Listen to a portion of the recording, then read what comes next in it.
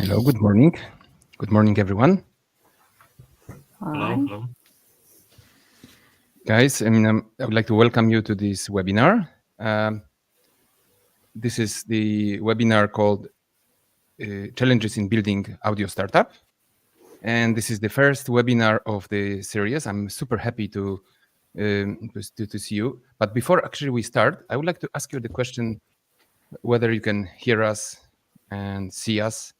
You can maybe post a comment, and maybe if you can also say where are you from, that would be fantastic, right? So where are you located, town or country? Yeah.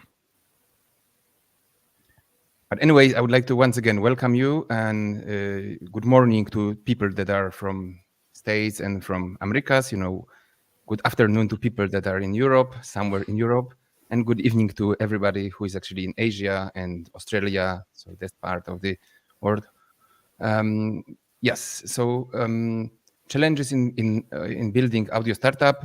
This is the topic of today's webinar, but I would like to start by introducing this webinar series because this will be the first episode of the entire series. It's called Audio Startups, and we would like to actually embrace and sort of go deep into the subject of building audio companies, generally building startups, but especially audio startups, because we know it's really challenging.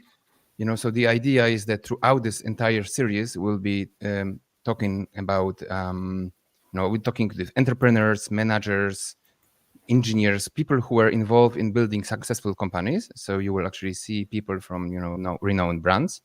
I don't want, like I mentioned in the introduction or invitation, I don't want to spoil yet who will be here, but we already have like a number of guests listed for the upcoming episodes. But in another mission of ours is actually to promote the startups. Some great interesting products that we see.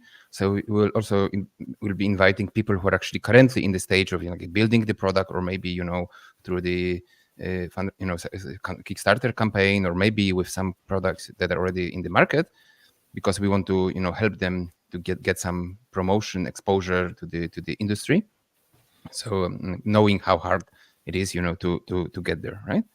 And like I mentioned, this is episode number 1, and challenges in building an audio startup. And in this episode, there are 2 guests, or I would probably shouldn't say guests, because these are also hosts from my 3D audio ventures.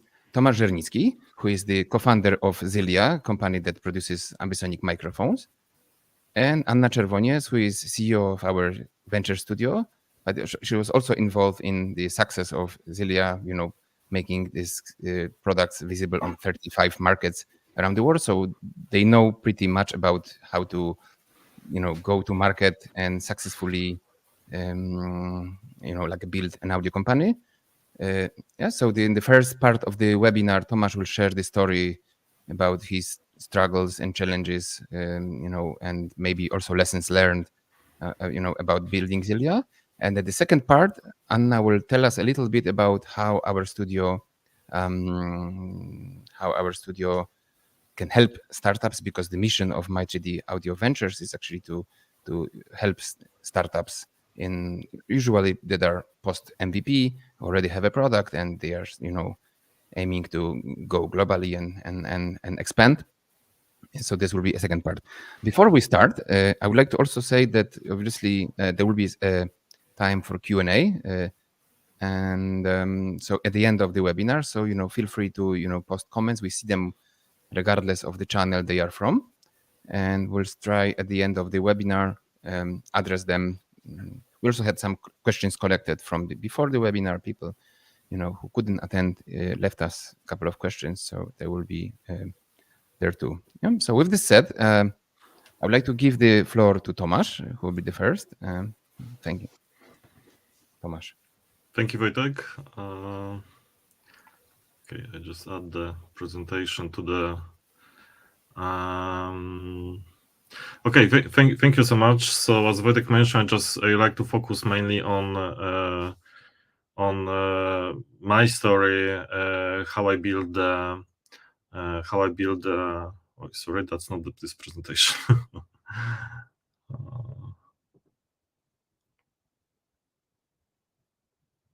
Okay, Wojtek, could you help me?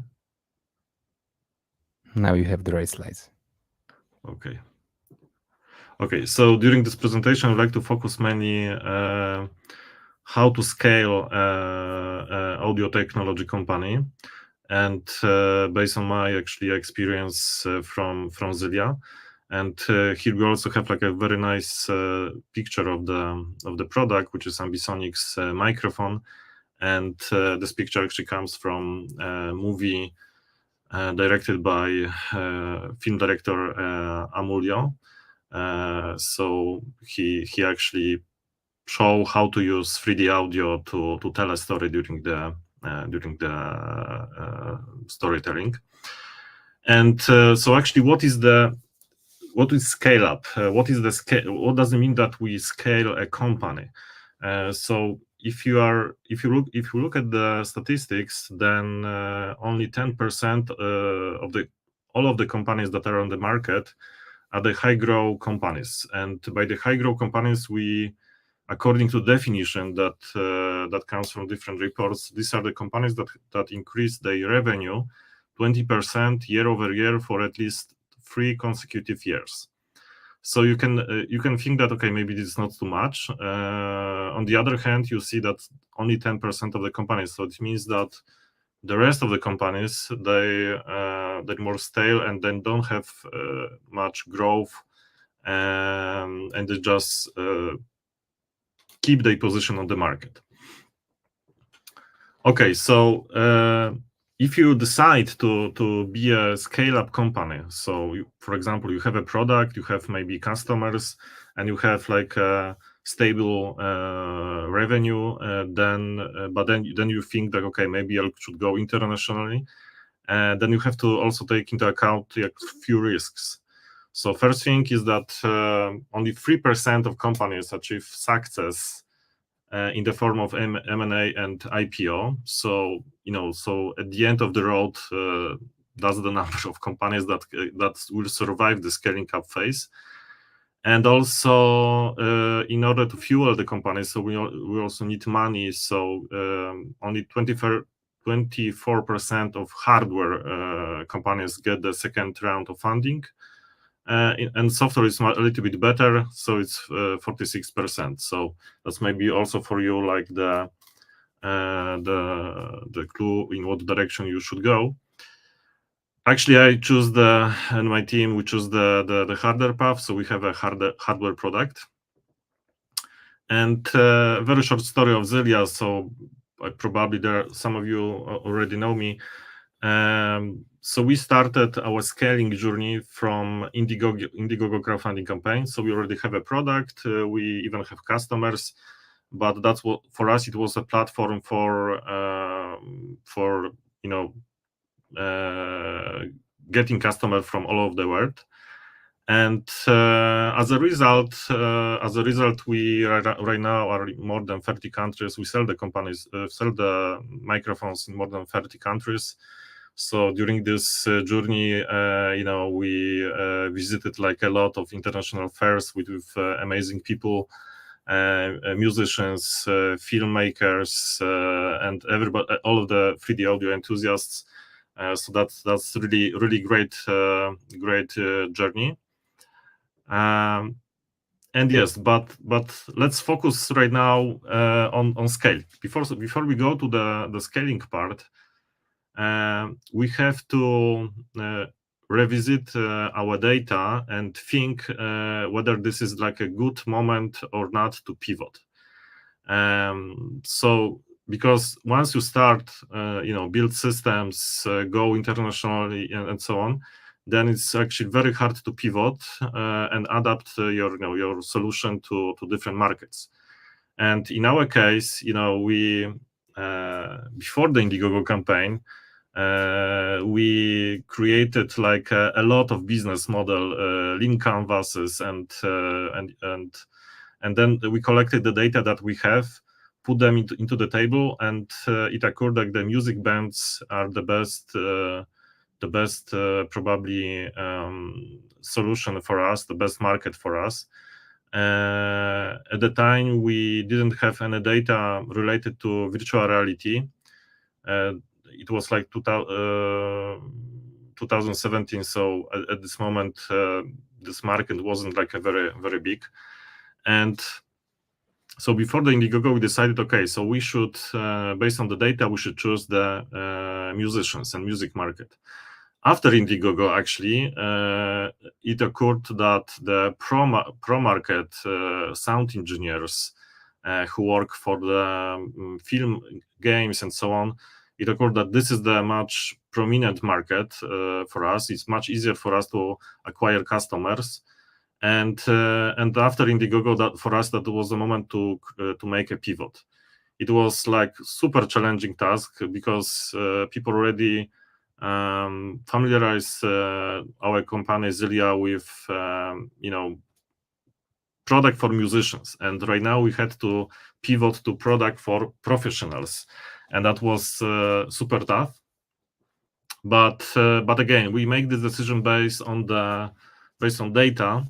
And then, but still, we didn't have like a much information about the VR market. But we had some insights about this market.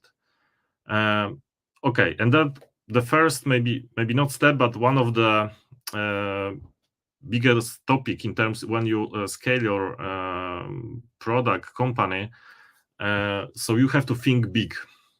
By thinking big, I mean, you have to think what will be the challenges for your customers in next few years from now.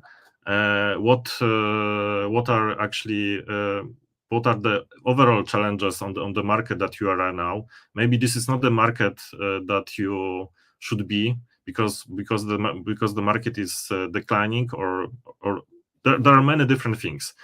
And when we started, we were thinking about the musicians, and of course this is a big market, but still we focused on narrow down everything to music bands, and then also the problems that we could solve for them also were limited, and that also was like a challenging part in our discussion. That okay, in which direction we should go, because our vision and mission is like this. And we have like a lot of ideas for new products, and that's why we changed our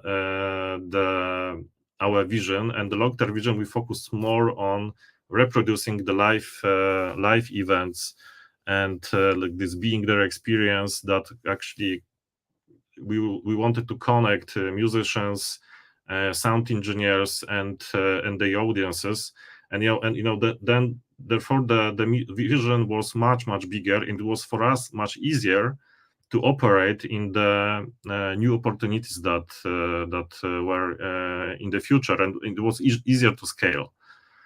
And also there was like the tough decision that we make, that we decided to pivot to the virtual reality and professional market, and we entered the market that actually at that time nobody wants. I'm talking about the ambisonics 360 videos and in general immersive sound or metaverse, and but we decided to go into that route because we have a lot of insights from our customers that they already studying this subject. They have some research project about this, and from everywhere we get this data, even if there wasn't a real market at that time. So we decided to go to this professional immersive audio market based on the data that we collected. And later on, it occurred that it was very good decision. Maybe it wasn't decision 100% based on the data, but later on, Facebook changed to Meta and create metaverse, and right now a lot of things happen since that time, and it was like a very good decision. So think big. Also very important thinking big is the global expansion. A lot of people say that think globally and act locally, and I strongly disagree with that. Because if you are from, I don't know, France, Germany, and you're trying to build your startup in your country or in your city, then probably you are not able to see a lot of other opportunities that are already there. So you have to think globally, and you have to go with your product internationally. And this is something that we did. We sent the samples to as many countries and people that we could collect at that time. And it seems that the market and all the data and the most prominent data that we get was from the US market and not from the Polish market that we initially operated. So that's my another advice. The second thing in terms of scaling is build systems and optimal solutions. By optimal solution, I mean from time to time, when you build, when in your company you have a meeting and you brainstorm because you have some challenge to solve, and you brainstorm different ideas, and you select an idea and you implement it, and so on. So yes, this is a solution, but this is not an optimal solution. Optimal solution is when you try to solve a problem in the way that it will not happen in like 6-12 months from now. And this is very important. Yeah. So that's the optimal solution. And when you scale your company, this is crucial. Yeah. And I can show you this on the example of manufacturing. So there are a few pictures from manufacturing our microphone. We built a system, a manufacturing system that was able to produce like thousands of those microphones within a month with the same high quality. And we did it because we created like a very complicated, let's say, complicated but easy to use measurement system that can be used on the manufacturing line. So, we even know that if one of the microphones was incorrectly placed, then the software was able to detect this and tell the worker that you have to fix this. And so that was very very important. Okay, the investment in the system was really significant if we talk about our company, but it pays off. Yeah. So later on, we actually the microphones that we produce, they don't have much of the problems, and we don't have almost no replacement and things like that. So that's a very important thing that we solve when you can solve when you build systems. But if we also talk about the problems, system, and so on, so you have to do your homework and think about different certifications, regulation stuff, and so, for example, when you produce the electronic, when you produce the hardware and you have electronics, then you can see that you have different symbols like this. And when we finish our product and we think, okay, we are ready to manufacture, we are on the Indiegogo, then we're so focused on the the design and so on that we just forget, or we just didn't know that the things like that exist. And somebody told us, okay, but you have to have this certification, that because if you don't have the certifications, then for electronics, for green energy and so on, then your product then you are not able to sell your product, for example, in a given countries. And for us it was like a huge challenge. So at that time we have like two options, let's say. So we can continue to sell the product without these certifications, but then we could risk the lawsuit and penalties from the EU, or we can just revise the product that will take probably at the time I think 6 months or longer, and bankrupt. So that was really tough decision. I also recommend the book, The Hard Things, Hard Thing About the Hard Things. There is more like examples like that. Finally, we decided about the third option. So we revised the product, but we also have to pivot the company a little bit. So we focus on services. So we adjust the product to the certificates, but we were extremely delayed. Yeah, like with all the sales plan that we have. Yeah, and also it cost us a lot of investment and patience. Yeah. Third area that you have to focus when you scale your business is work on the business instead in the business. So what's the difference? When you work in the business, for example, you are the technical founder, you are the developer. So if you every day, if you program, if you create applications and so on, it means that you work in the business. When you work and especially as a founder, because of that, you don't see more. You will not notice a lot of different things that happening in your company.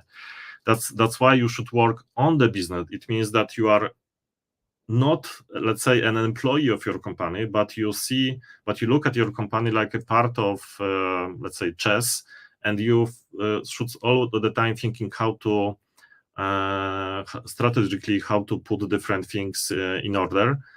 And one of the very important stuff that you can do, especially as a CEO of the scaling company, then you have to delegate as much as actually everything. Everything which is inside the company should be delegated to directors. You have to create like a functional branches of sales, marketing, lead generation, R&D, and that other things. And people that are on top of those departments should have like a full autonomy of and the decisions making in this area. It can be like tough for if you are doing this for the first time, but believe me, this is the only way. The other stuff, when you scale the company, you have to think like a race driver. So when you approach one curve, then you have to think about another curve. And so in this regards, you also have to hire with the vision for the next like 1.5 year, because you have to always hire people that were already there when you want to go, and because you don't have time to train people, and it can slow you down a lot. But also this is like with the cost. So if you really would like to train your staff and your coworkers, then you have to face the challenge that people start telling you that, okay, this is not what I signed for. Yeah, because today the guy is the developer, and the next day you say, okay, you are the CTO of the company, and because yesterday we have 10 people and today we have 50, yeah, or 100. So that's the cost of the development, and you have to think about this strategically when you and communicate the changes that will happen to your team. And the last area that you like to talk about is leverage. So by leverage, this is a thing that every company do differently, but without this, you are not able to scale. By leverage, I mean you have to constantly ask yourself, okay, what can I do to build better relationship with my partners, with vendors, with how to build the team, and so on and so on. In our case, the leverage was the working with the retailers and the distributors. Because when you start, you can think, okay, I can create my own e-commerce system, my website, and I will be selling the stuff. Yeah, but this is really short thinking, because in that case you just you're a very, very small island on the huge ocean. Yeah. So there is a huge chance that people just will not notice your product, and you will also have to spend a lot of money for the marketing. So it's much easier to work with the distributors and retailers in many different countries. So it gives you they will take handle of the logistics. They also give you the new audiences and coverage in different countries. Yeah, so that's the one of the, in our case, that was the main solution for scaling the company and scaling the sales, logistics, and many different stuff that happen when we go were on that route. Okay, so just to summarize, so just it was very quick, but in my opinion, that things that really help Zylia to scale was like thinking big, building system and optimal solutions, working on the business versus in the business as a CEO, but also directors, and leverage. Yeah, in terms of the distribution of the product. Okay, thank you so much. Wojtek, I give you the voice. Thank you, Tomek. Oh, that was a quick one. I mean, I had so many questions, that emerged in my head during the presentation. But of course, we'll have a Q&A at the end. Hopefully, I will be allowed also to ask questions. Anyway, thank you very much, Tomasz.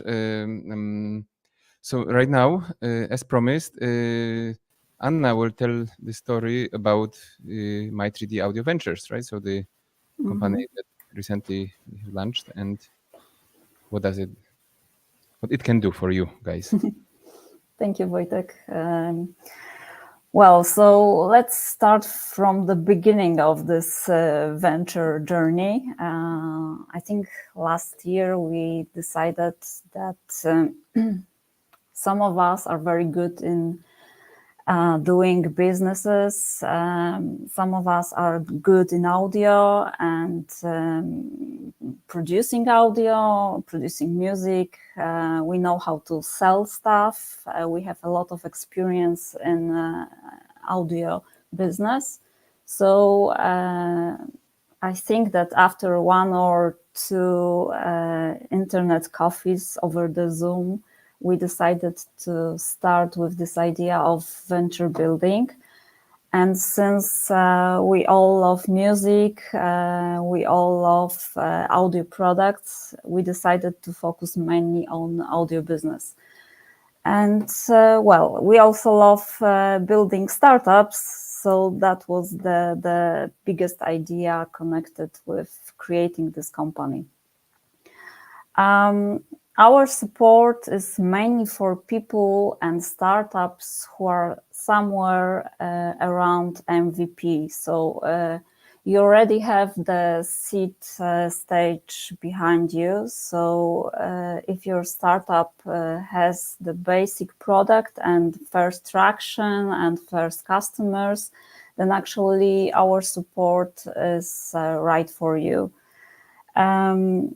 And of course, your team is proven. So you have a strong team, let's say, of engineers who build the product and put it into the market.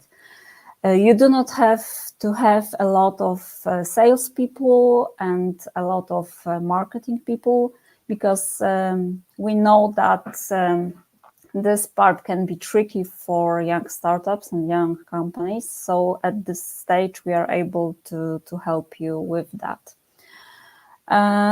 Well, what's very important for you, I think that it's good to know that our team just have this road of audio startup building behind us. So we were there and we have experience of scaling audio businesses.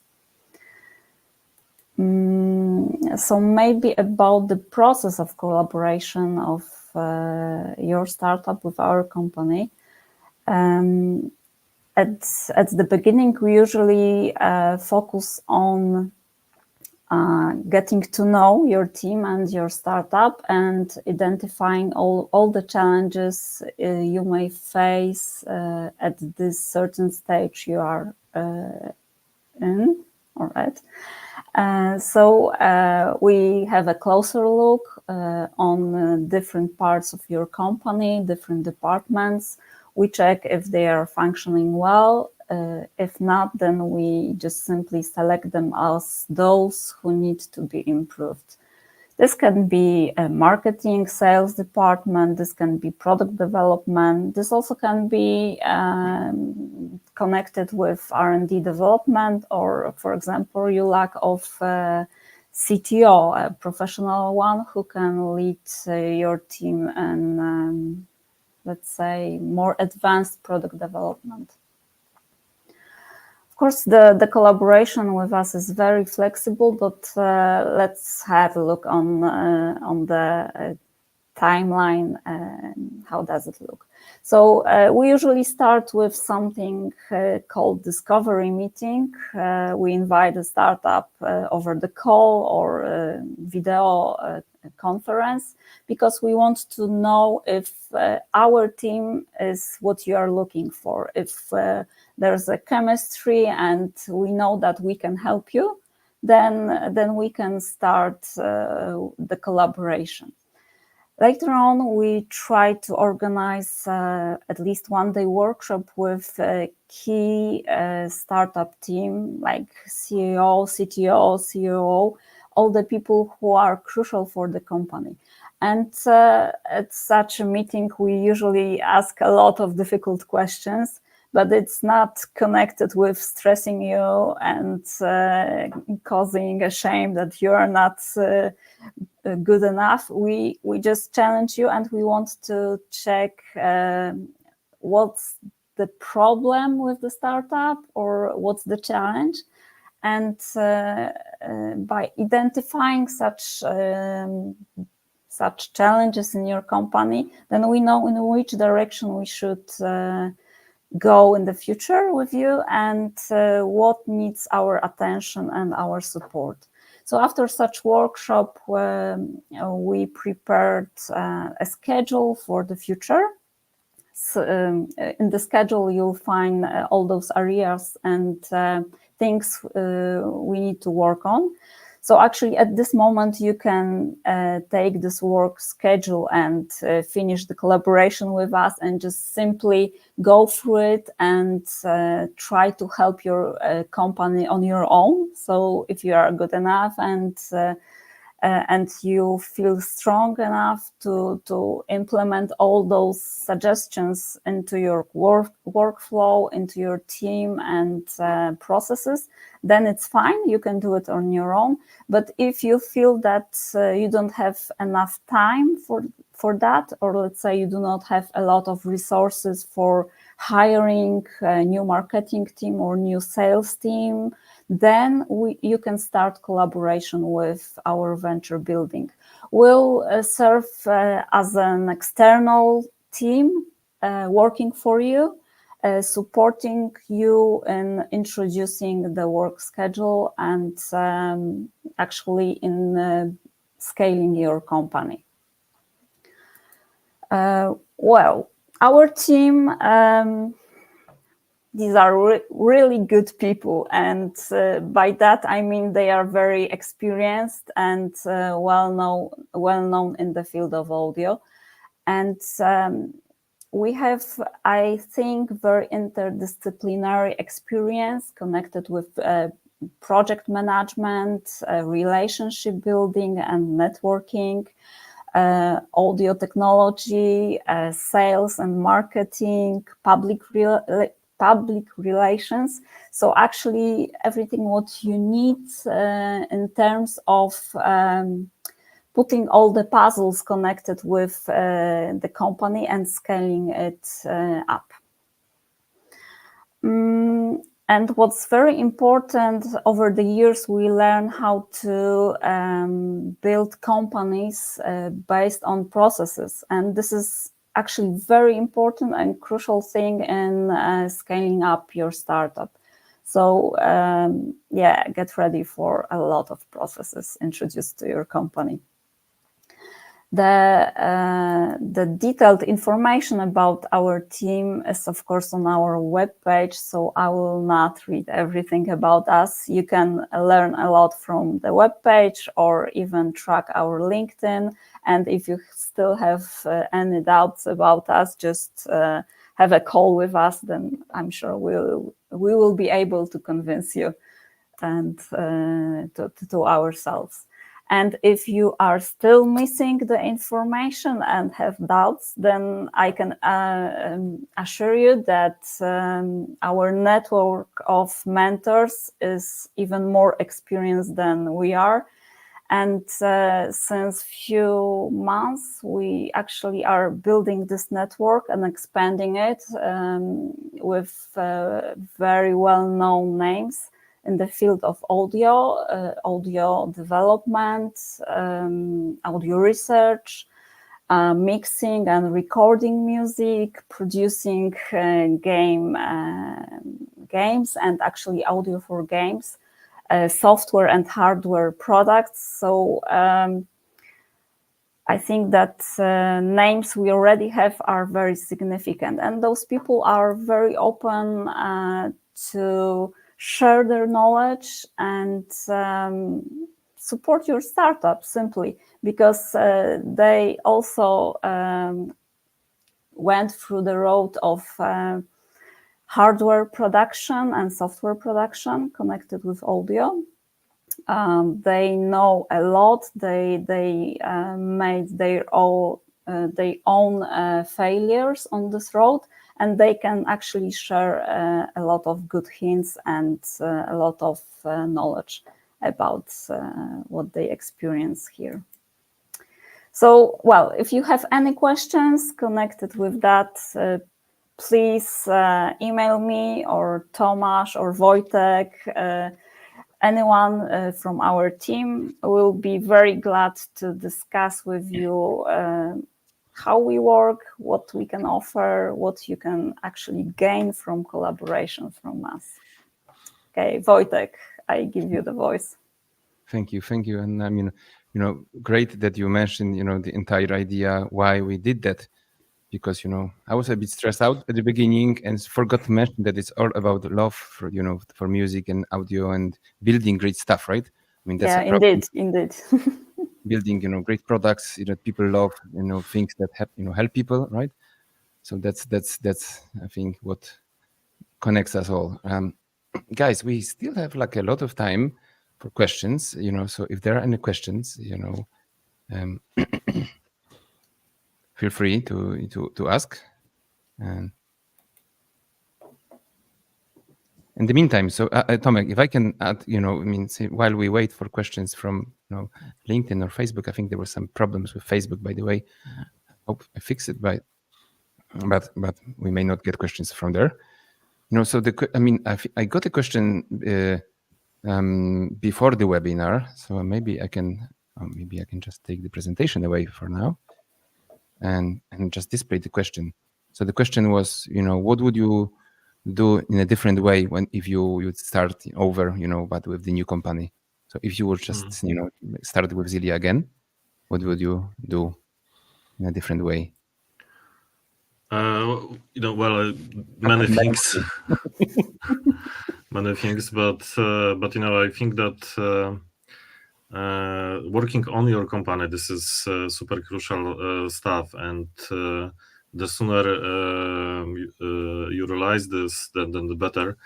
And this is the one thing.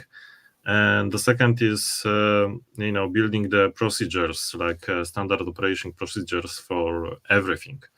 Because especially when you scale, then there is not much time to sometimes think about different operation things, and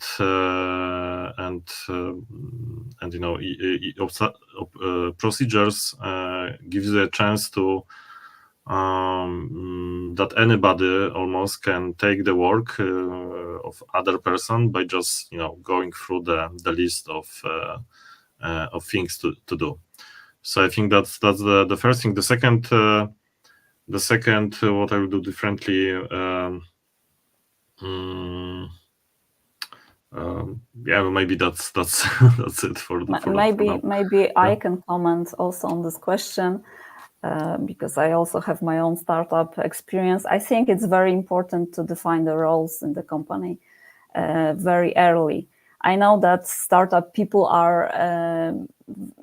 they are very brave and they can do everything. I mean, like really everything. But it's good to have your certain part of the company you are dealing with and be responsible for that and be an expert on that. And it's very important because this will help you increase your efficiency and just reduce the tension between co-owners, let's say, or even team members. So yeah, stick to your stuff.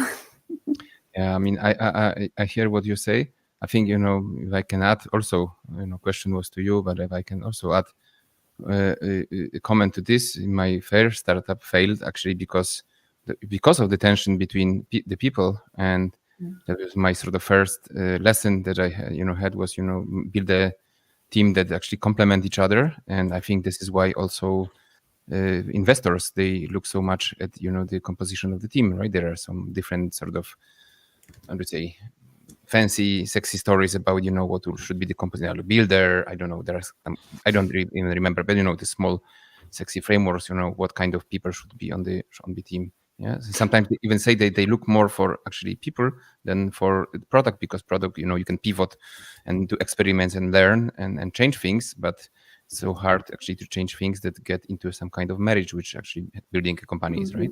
I always say that actually building his company is like even worse than marriage, right? Because exactly.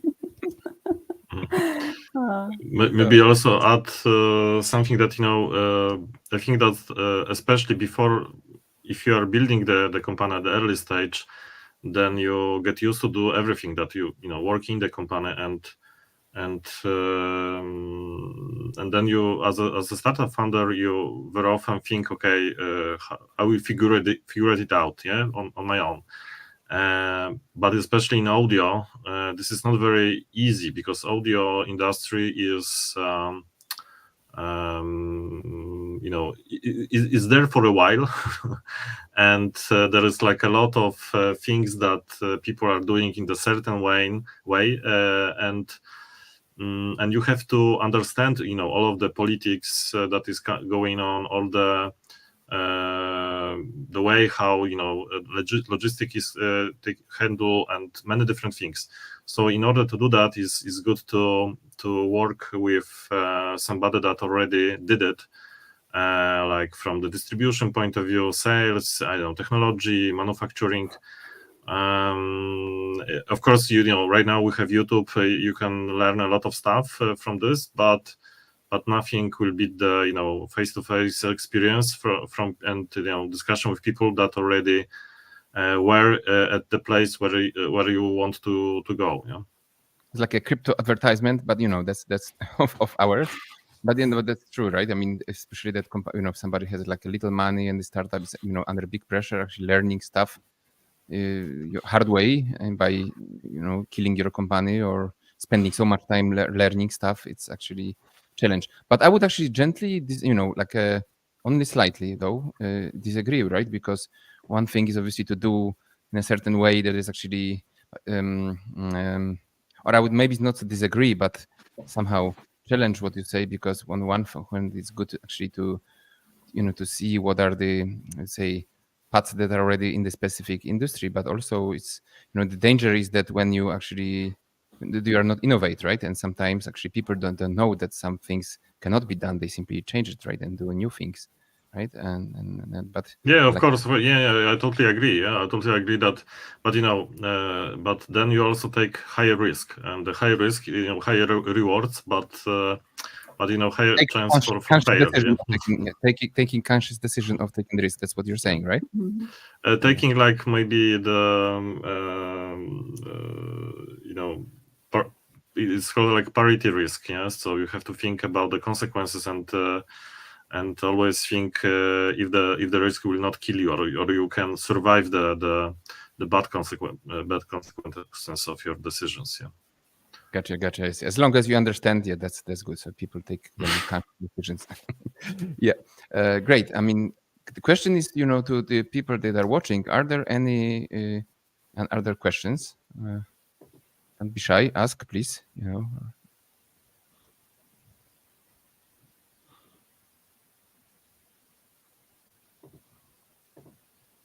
So let me maybe, while we still wait for questions, I will just bring those that were given to us. Oh, okay. Another, very similar to the one that was given before. If you were just to give one piece of advice, to both of you, to the first-time founder, right, or baby founder, like we, what would you say? Well, I think that it's good to go to international fairs and just see how the market looks like. Where are the big players? What are the communities there? This is like a very unique chance to see that, like, the whole market from the eagle view. That you you can understand how the dynamics are on the market. So this is very, very important, and quite easy, because you're just buying a ticket to like one of the fairs, and that's it. Okay, maybe sometimes it's quite I'm sure, right? far away from your location, but I think this is worth to do. The second thing is, I think that you also should take care about the community around your mission, not only a product. So every company have a mission, so like a purpose why it exists, and if you especially at the beginning, but later on you have to find other believers in the mission. Yeah, because of course product should fix problems, and that's the solution for our challenges, but at the end, also the community can help you find better ways of how to get to new customers, new markets, and so on. Yeah, so please always think about the community, and remember that that the purpose of the company is not just to sell, but is to serve the community around the company. Great piece of advice. I was also thinking about advice, and I want to refer to what you, Tomasz, said about visiting trade shows and actually audio conferences and meetings. Do that, but please, not only like going through the alleys and checking what's new, but also talk to people. Have a bunch of business cards, exchange with people business cards, treat them as a business partners, future business partners, or even sales leads, because some of them will be your customers in the future, some of them will be your partners, and some of them will be your competition. So you need to be aware of all of them. As Tomasz mentioned, there's a lot of politics somewhere there. Politics which you do not understand at this point, but sooner or later you will just go into it, and you need to swim like a fish in there. Oh yeah, I know. Yeah, but it's also great, great advice, great piece of advice. I mean, to me as a product manager, or a person who was in the product management for a little while, I many times had struggles with boards and owners of the companies, because we want to spend like a lot of money traveling all around the world, and they say, hey, like 100,000 just for you guys to have to go somewhere. They didn't realize that the idea was actually understand your clients, understand your partners, understand the trends. How can we build products and solve people problems, right? If we don't know what's going on, and nothing can actually replace good old like a handshake and we talk about everybody's crazy about the data, but ultimately, right, knowing the people and the empathization that comes from a real connection with real people, it cannot be replaced yet. Fortunately, with any AI thing, right? Yeah, I agree. Yeah, and also the community part. I mean, I liked it so much. That's profound, right? Because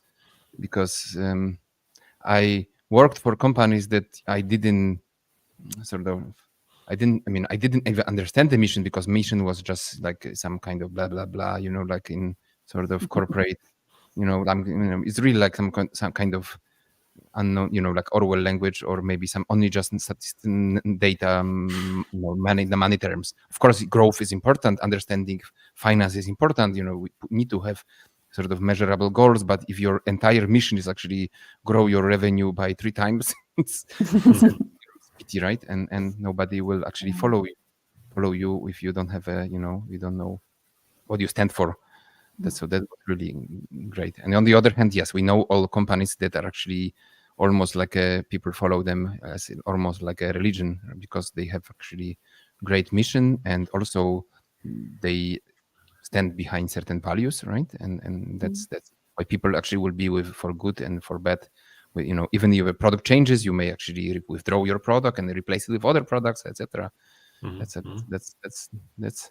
I didn't think about it that way, although we talk about it, right? Community. So I mean, for people that are here on this call, you will actually see that we'll be also putting in place community stuff soon. We don't want to yet sort of talk about it a lot, because we have, there is actually still work is being done, or some kind of ideation, but we want to also be present in person, and not just online, right?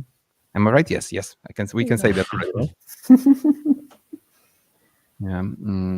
All right. So I don't know why I can see that people are watching, but nobody's asking questions, guys. It's like last chance to ask Last questions. chance. Yeah, we still have a few minutes, but People are shy. Remember that you can always email me. exactly, guys. So so of course this webinar can be will be. I mean, everybody can just rewatch it and get it to your email box. But we are obviously happy to to have a virtual coffee with you and discuss changes. Okay. All right, guys. So if there is no questions, Tomasz, any last word? Anna, any last words? We'll see. See you soon. We'll be back. Right? See you the next time. Yes, the next one will be in June. So stay tuned, guys. There will be actually great guests from very renowned company. There will be soon information on LinkedIn and Facebook, etc. So thank you. Bye bye. Thanks.